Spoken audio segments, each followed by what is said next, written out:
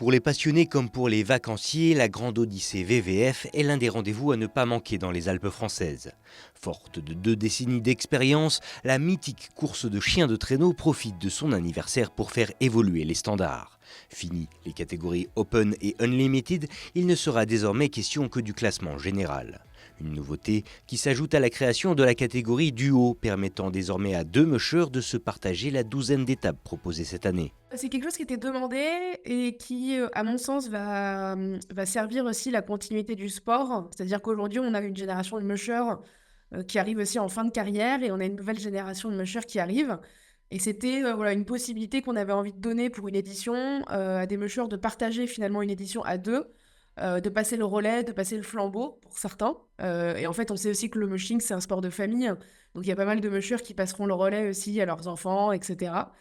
Donc c'était une première chose et puis ça permet aussi à des mushers qui n'ont pas forcément assez de chiens pour pouvoir participer à la course, de pouvoir quand même la faire, mais du coup, à 2 sur une même et seule compétition, hein.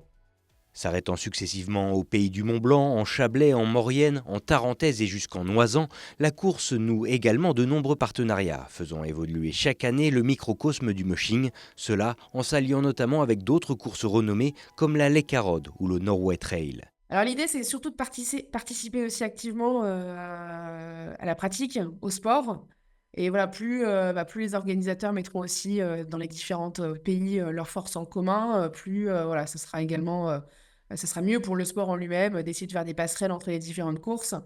Il y a également une deuxième course qui a lieu en France qui s'appelle l'Allée Carotte, sur laquelle on aura aussi un partenariat cette année, ce qui est le cas depuis l'année dernière. Donc l'idée, c'est voilà, c'est d'aller ensemble, vers la même direction, hein. Des choix qui s'anticipent d'ailleurs plusieurs années en avance. En effet, si l'édition 2025 n'a pas encore démarré, le comité d'organisation travaille déjà sur les compétitions de 2026 à 2028. Car si la grande course s'est établie il y a 20 ans de cela comme un événement précurseur dans son genre, elle se doit aujourd'hui de poursuivre son évolution afin de rester l'une des références européennes de la discipline.